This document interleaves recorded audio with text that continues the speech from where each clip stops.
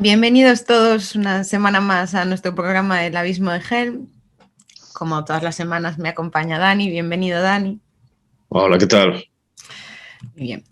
Hoy vamos a hablar un poquito, así a grandes rasgos, de por qué permitimos que el Estado cada vez intervenga más en nuestras vidas o por qué permitimos que exista un Estado burocrático tan grande. Y bueno, va a ser así en líneas más generales, pero Dani nos va a contar un poquito algunas de las cuestiones que pueden afectar a esto y bueno, intentar dar una respuesta así a grandes rasgos a esta pregunta, porque el Estado interviene cada vez más en nuestras vidas y nosotros lo permitimos, ¿no? Así que, bueno, ¿qué nos puedes empezar contando sobre este tema, Dani? Bueno, eso primero que como es un tema así muy amplio y hay muchos motivos, hay muchas causas, entonces que no vamos a entrar en todas las causas, sino que vamos a intentar explicar algunos posibles motivos por los que la intervención y la intrusión del Estado en las vidas cotidianas pues, de las personas pues, no solo se permite, sino que mucha gente pues, que lo ve como algo necesario y como algo bueno. Entonces, para empezar a hablar sobre estas cosas, primero tenemos que diferenciar o aludir, por ejemplo, a la diferencia que hacía Robert Nisbet entre el despotismo antiguo y el despotismo moderno, más bien entre el despotismo duro y el despotismo suave, que es un concepto que ya encontramos en Tocqueville.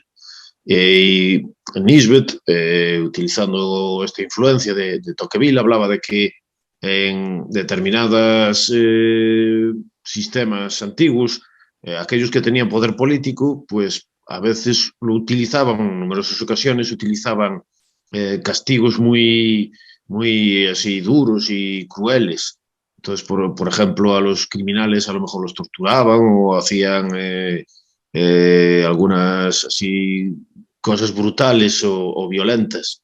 Y sin embargo, en el despotismo moderno, el despotismo suave, los estados tienden, sobre todo los estados occidentales, pero parece ser que es una tendencia más o menos general también en otro tipo de regímenes, a comportarse de una forma menos visiblemente cruel o visiblemente violenta, y sin embargo intervienen en aspectos de la vida de las personas que con una profundidad que en el pasado no se daba. Entonces esto que puede parecer paradójico, pues requiere de una explicación. Y en este sentido, la idea de Nisbet se parece o tiene algunos puntos en común con un pensador completamente diferente, de una tradición también completamente diferente, que sería Foucault.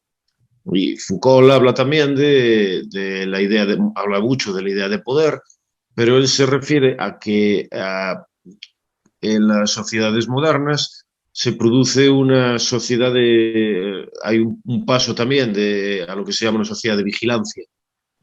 Es decir, por ejemplo, en el libro Vigilar y Castigar, mientras que antes se utilizaba mucho más lo de la coerción física, pues ahora utilizando la metáfora esta o la idea del panóptico, establece que es el panóptico, como ya explicamos en otros programas, es una construcción arquitectónica donde hay como una prisión y en la prisión en el centro hay como una torre y esa torre permite vigilar a todos los presos que están así como diseminados alrededor de esa torre, y los presos, al saber que están continuamente sometidos a vigilancia, pues se encargan de vigilar su propio comportamiento.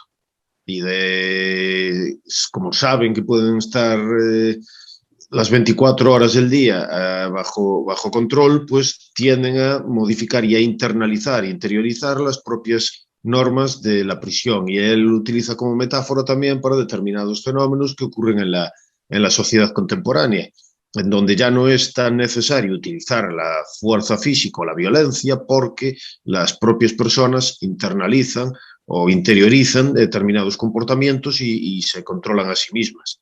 Entonces, el problema que tiene la idea de Foucault es que a veces parece como minusvalorar la importancia de la violencia física que puede ejercer el Estado. Precisamente igual porque ahora se utiliza menos o es menos visible. Y entonces esto puede llevar a que a veces hable del poder como que otras entidades también tienen ese tipo de poder y no únicamente los estados. Sin embargo, en última instancia, son los estados los que pueden determinar que unas determinadas medidas se impongan o cuál es el comportamiento aceptable o adecuado. Y gran parte de las otras organizaciones en la sociedad son dependientes en última instancia de este poder del Estado. Por eso también me parece que es incorrecto cuando algunos pensadores o activistas de derechas hablan de que de eso, de que el Estado pues que se está como desapareciendo o que está como desarmándose. Porque para comprobar que eso no es verdad, solo hace falta intentar dejar de pagar impuestos y generalmente todo el mundo vería lo rápido que le vieran ahí a la puerta de la casa con una porra o con algo parecido, o cómo te meten en la cárcel. Entonces, estos son los principales, estos dos autores presentan un paralelismo, pero tenemos que tener en cuenta eso. Primero, lo del el Estado sigue siendo el que tiene la violencia física legítima y entonces, en última instancia, eso es importante y, sin embargo, cada vez parece como que se utiliza menos ese tipo de castigos directos o de brutalidad.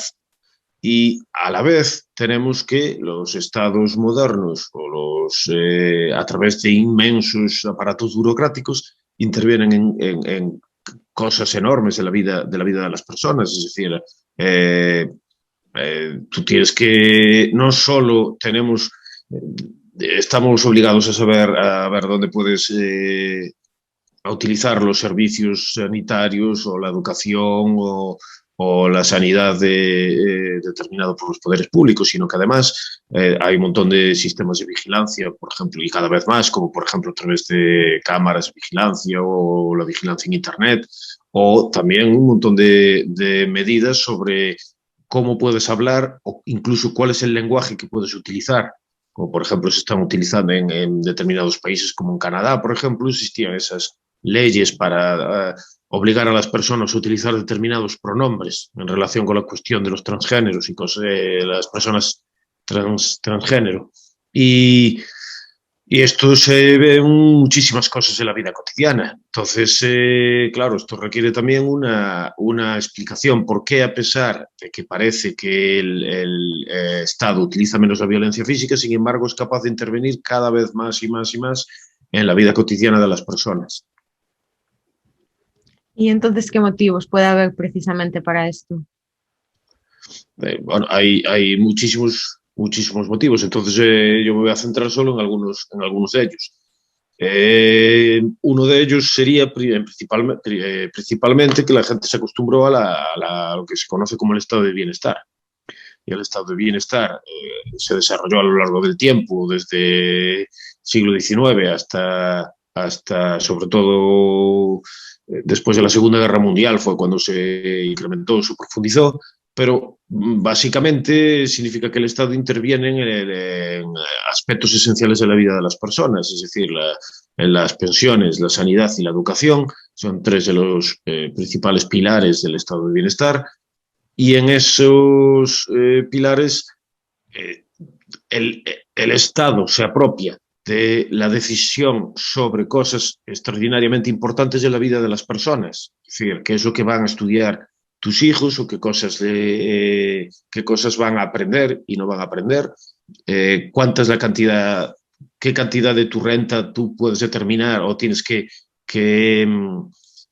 ahorrar para cuidar de ti mismo o de cuando seas mayor en el futuro, o dónde vas a recibir asistencia sanitaria y cuál es el control que tienes que tener y cómo tienes que cuidar de tu cuerpo para evitar tener enfermedades. Ese tipo de decisiones que son extraordinariamente importantes al ser tomadas desde centros burocráticos tienden a eliminar la responsabilidad individual de las personas, porque precisamente si tú ya no tienes que tomar esas decisiones, otro se ocupa de tomarlas por ti, tú vas a acabar tomando decisiones sobre otro tipo de cuestiones, y generalmente ese tipo de cuestiones son aquellas relacionadas, por ejemplo, con el consumo o con dónde vas a gastar el dinero, por ejemplo, si puedes irte de vacaciones o dónde vas a ir si vas a ir a restaurantes o a bares o a discotecas o al cine o a cosas así en entretenimiento.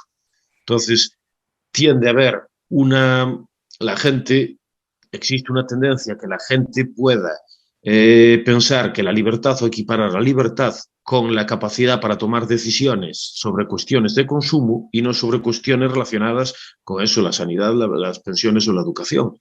Y esto, en cierta medida, desresponsabiliza a las personas, porque parece que eso, que la libertad es como solo cuestiones de alegría y de fiesta y de diversión.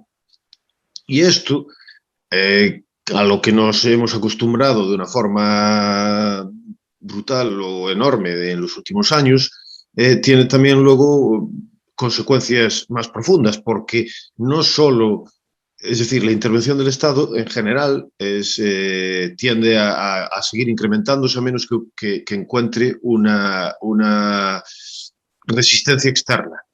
Entonces, todas este tipo de intervenciones generalmente tienden a intentar conquistar otros aspectos de la vida de las personas.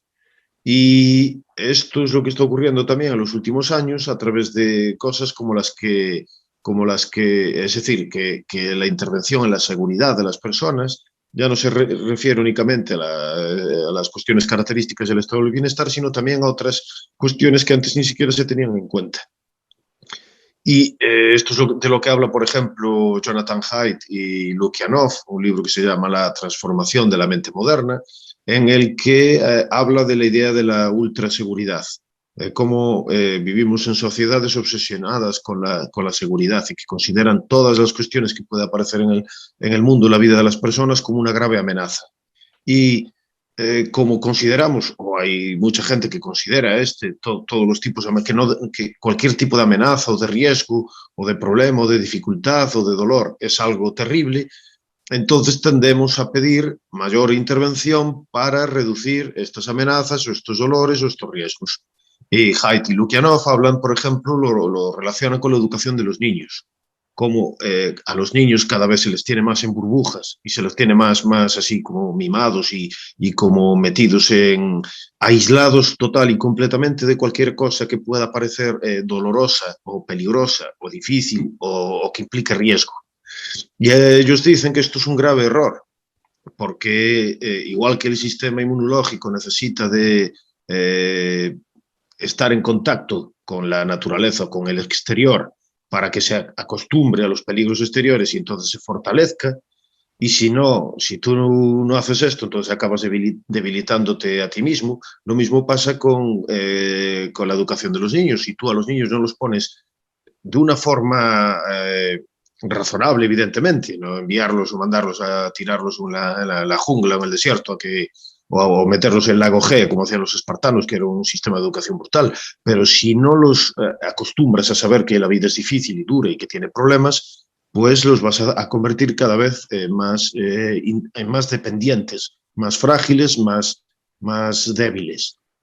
Entonces, esto tiene relación también con una idea que Nassim Taleb denomina la antifragilidad. Nassim Taleb habla de tres conceptos. Por un lado estaría la fragilidad, y él habla, por ejemplo, un vaso de cristal. Un vaso de cristal es frágil porque si lo tiras o cualquier golpe que recibe, pues se rompe. Luego hay otras cosas que son resilientes, es decir, que pueden resistir los golpes mejor.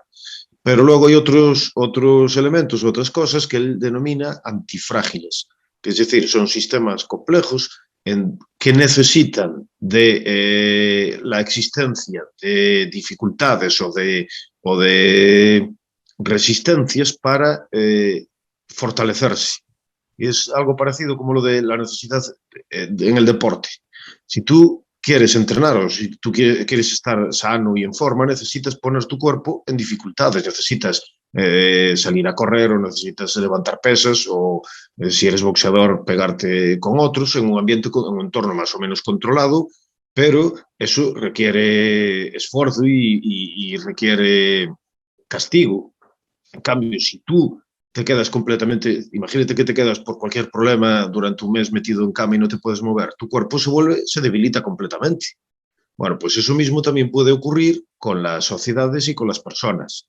De forma paradójica, como diría también Bane en la tercera película esta de Batman, el éxito te derrota cuanto más facilidades tengas y cuanto menos expuesto estés a dificultades, más débil y más dependiente te vas a ser.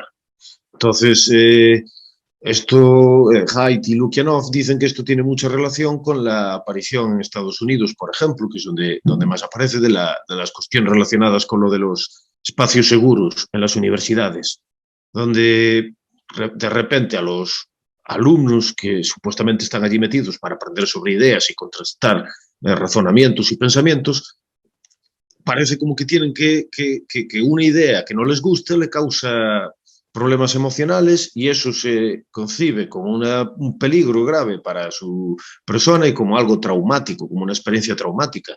Y entonces que necesitan estar apartados y tener un sitio allí donde no escuchen esas cosas para olvidar ese trauma.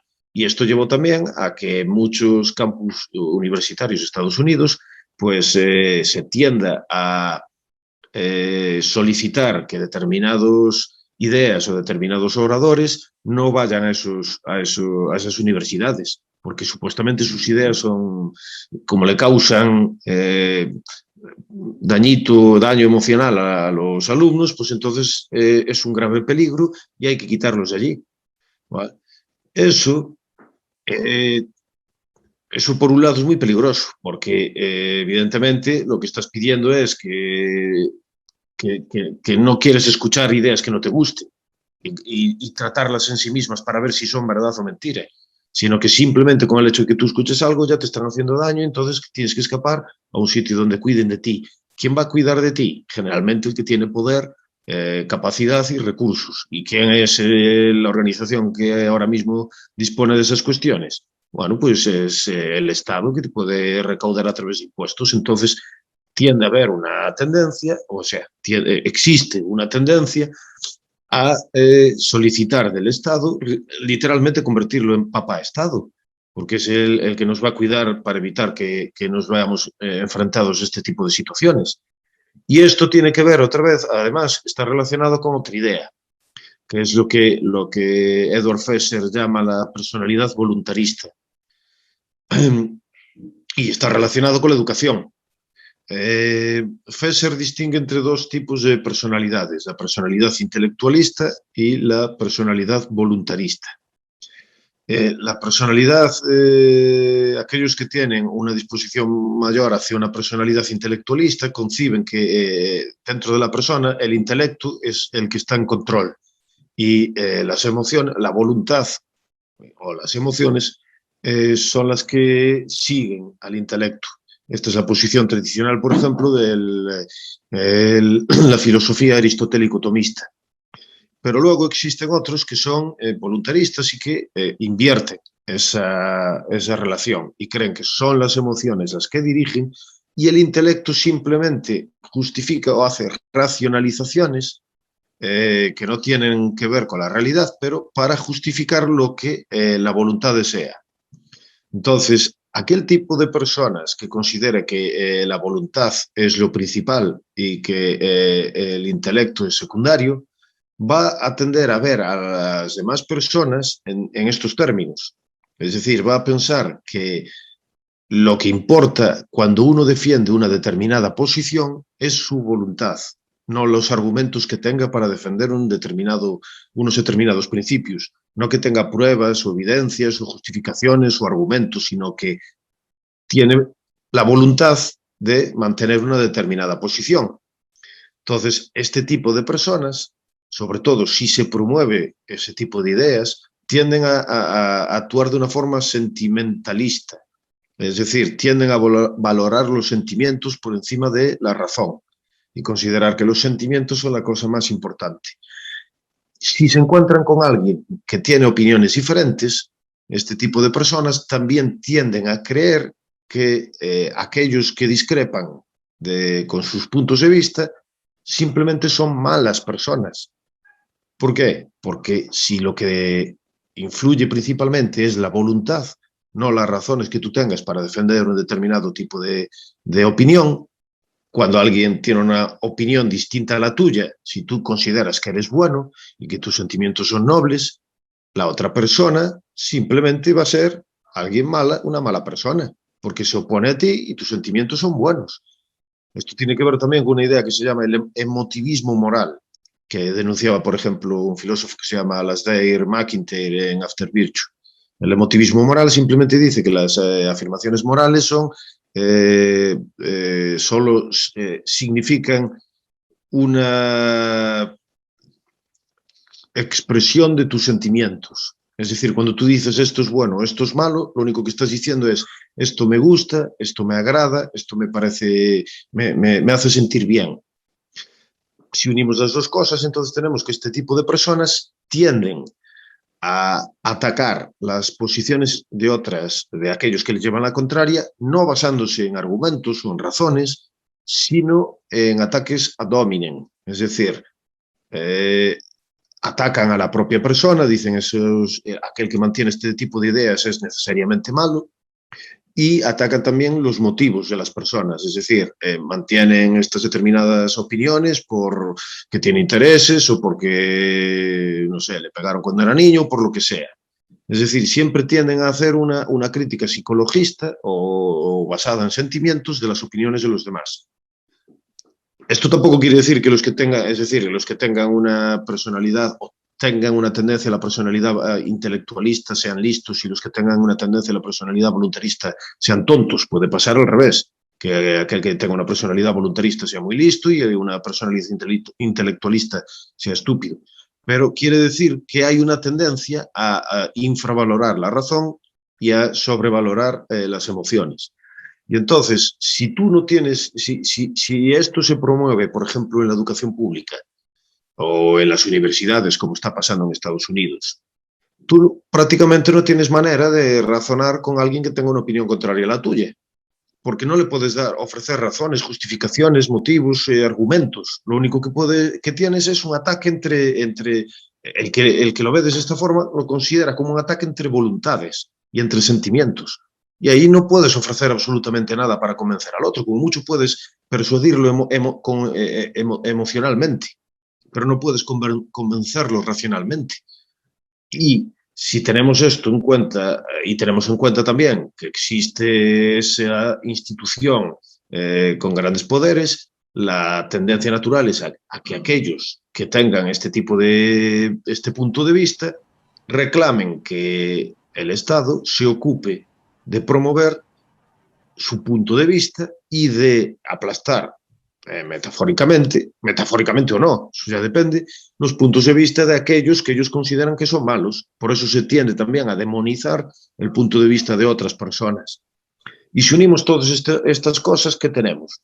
Pues tenemos que cada vez consideramos todas las cosas o todos los problemas en el mundo como una catástrofe sobre la que necesitamos tener protección, que somos cada vez menos capaces de buscar razonamientos, pruebas y justificaciones, y que aquellos que nos llevan la contraria son necesariamente malos y tienen motivos ocultos. Entonces, todo esto hace que sea un caldo de cultivo perfecto para el incremento de la intervención del Estado sobre la vida cotidiana de las personas, porque estamos cada vez más dispuestos a buscar a alguien así muy fuerte, muy poderoso, que nos proteja de los problemas del mundo, que se ocupe de proteger nuestros sentimientos y que ataque a aquellos que consideramos que son malos. Y esto, aunque hay muchos otros motivos que explican por qué cada vez tenemos o por qué sigue existiendo una intervención y una intrusión continua en la vida de las personas, este es un motivo que también hay que tener en cuenta y que no debemos dejar de lado. Pues sí. Y bueno, ¿cuáles serían entonces las conclusiones que podemos sacar de esto? De todo. Las conclusiones, sobre todo. Conclusiones ¿cómo podemos tomárnoslo? Sí. Una conclusión a mí parece importante es, primero, que es muy fácil caer en el punto de vista sentimentalista. Es decir, las cosas buenas son muy difíciles de mantener a lo largo del tiempo, se rompen muy fácilmente. Tú necesitas un gran trabajo, un gran esfuerzo para que se mantengan. Las cosas malas, sin embargo, paradójicamente no son tan difíciles de mantener. Entonces, si hay que prestar una gran resistencia a este tipo de cuestiones. Es decir, no quiero decir que lo de las emociones o sentimientos sean absurdos o no valgan para nada o que no sean importantes. Esos son importantes, pero lo que hay que tener en cuenta siempre es que cuando uno defiende una determinada proposición debe ofrecer pruebas, argumentos, razones para justificar que el punto de vista que uno mantiene es un punto de vista mejor y los otros dirán lo mismo, pero para probar que es peor y que el suyo es mejor. Entonces, es muy importante mantener este tipo de cuestiones, porque ahora, además, teniendo en cuenta la importancia de las redes sociales, es muy fácil caer en eso de demonizar, pensar que los otros simplemente son malos, y debido sobre todo a cosas como Twitter, donde es muy difícil hacer una argumentación más o menos compleja y la gente no tiene paciencia, hay gente que tiende a tener poca paciencia para ver una argumentación compleja. Entonces es fácil caer en eso.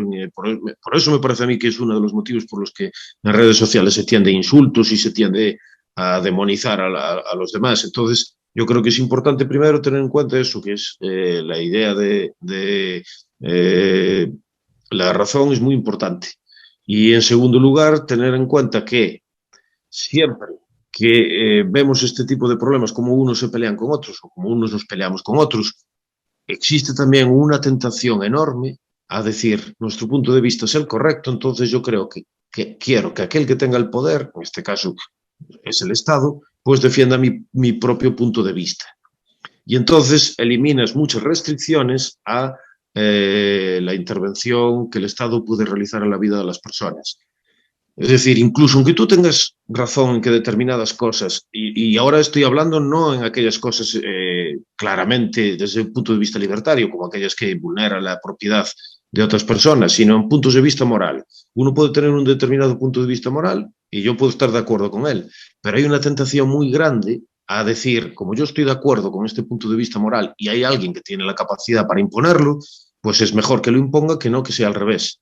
Y eso es concederle también un poder enorme a una institución que en última instancia va a acabar utilizando ese poder de una forma negativa. Entonces creo que también es importante tener desconfianza hacia ese tipo de cuestiones. Sí, bueno, resumiendo, intentar no entrar en el juego, ¿no?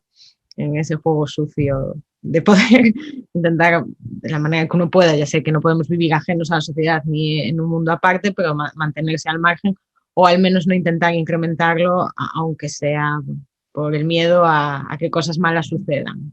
Sí, no tanto mantenerse al margen como irme al monte o no participar o no, sino no considerar la solución fácil que uno tiene siempre es esto debería ser así, que si el Estado haga esto. Esto es necesario, pues que el Estado intervenga en esto. No considerar eso siempre, porque al final no va a salir bien. Siempre se va a utilizar de una forma a la larga que va a acabar incluso perjudicando tu propio punto de vista. Entonces es mejor tener siempre desconfianza hacia el poder. Eso es fundamental, tener desconfianza hacia el poder, incluso aunque estés en una situación difícil en donde crees que tienes razón y que se están utilizando cosas contra ti. Bueno, pues muy bien, eso está bien, hay que buscar todos los métodos posibles para buscar conseguir o promover una vida mejor, pero siempre hay que tener desconfianza hacia el poder y más, sobre todo, hacia el poder del Estado. Sí, vamos, y no creer que el que crea los problemas a propósito te va a dar la solución a los mismos, porque difícilmente va a ser. Pero bueno, yo creo que ha sido muy interesante y que hasta aquí ya podemos dejar el programa de La Misma Gente de esta semana. Volveremos, como siempre, la semana que viene. Agradeceros a todos los que nos habéis acompañado una vez más. Y nada, recordaros como siempre que nos ayuda mucho vuestras interacciones en el canal. Que os suscribáis, que nos dejéis vuestros comentarios, vuestras sugerencias. Y nada más, aquí os esperamos hasta el próximo vídeo. Hasta luego. Hasta luego. Maravilloso.